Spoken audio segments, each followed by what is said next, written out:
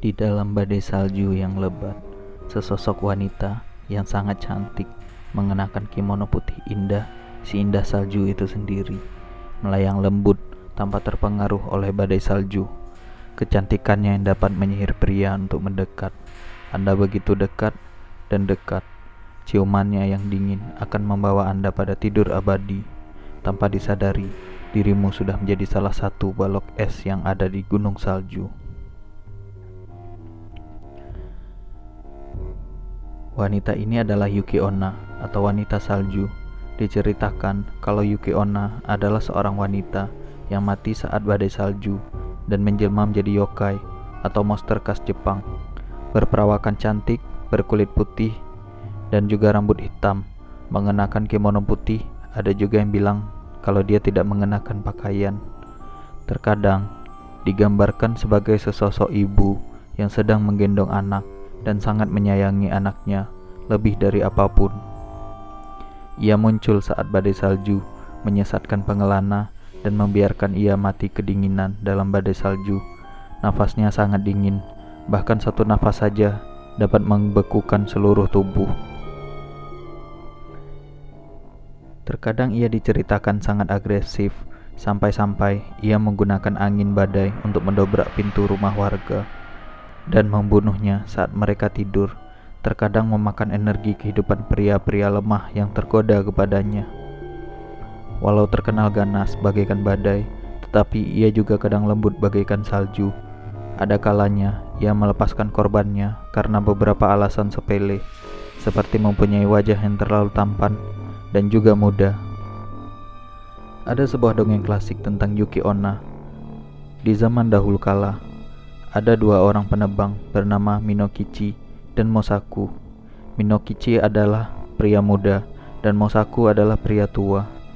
Pada suatu ketika, saat selesai menebang kayu, badai turun dengan sangat hebatnya, sampai mereka kesulitan untuk berjalan. Untungnya, saat perjalanan pulang, mereka menemukan sebuah rumah pondok yang dapat dipakai untuk beristirahat sampai badai reda. Badai tidak kunjung reda sampai malam, sehingga mereka memutuskan untuk bermalam di pondok tersebut. Saat sudah terlelap, Yuki Onna muncul dan membunuh Mosaku dengan nafas dinginnya. Minokichi yang tersiksa dengan hawa dingin pun terbangun dan mendapati Mosaku tidak bernyawa dan tepat di dekatnya ada sesosok wanita pucat seperti jelmaan dari salju. Minokichi pun menyadari kalau wanita itu adalah Yuki Onna dan ia sangat ketakutan. Yuki mendekati si pemuda itu dan tidak jadi membunuhnya.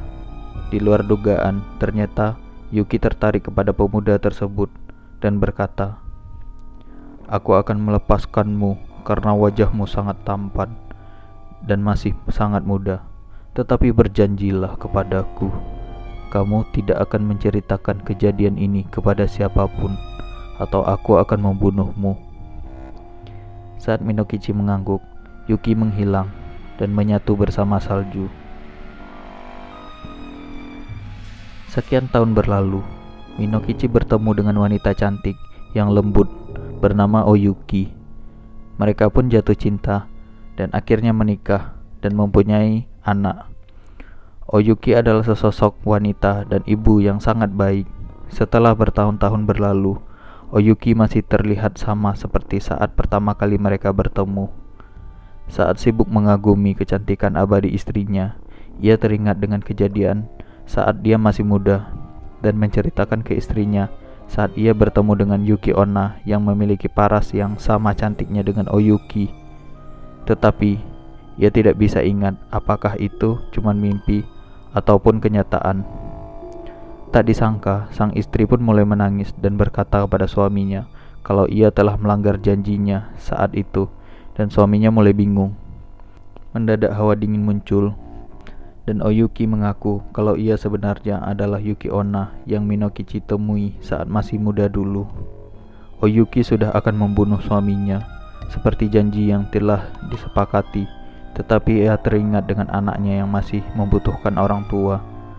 Jika ia membunuh suaminya dan dirinya sudah kembali menjadi Yuki Onna, maka anak-anak mereka akan menjadi yatim piatu. Akhirnya ia melepaskan Minokichi untuk kedua kalinya dan meminta suaminya berjanji akan merawat anak mereka dengan baik, atau Yuki akan datang lagi dan benar-benar membunuh Minokichi. Setelah itu, Oyuki mencair seperti salju yang meleleh.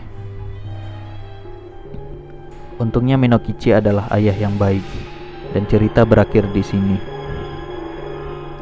Untuk kalian yang sedang mencari jodoh, admin sangat tidak menyarankan untuk pacaran dengan cewek salju ini, kecuali level ketampanan Anda setara dengan ini.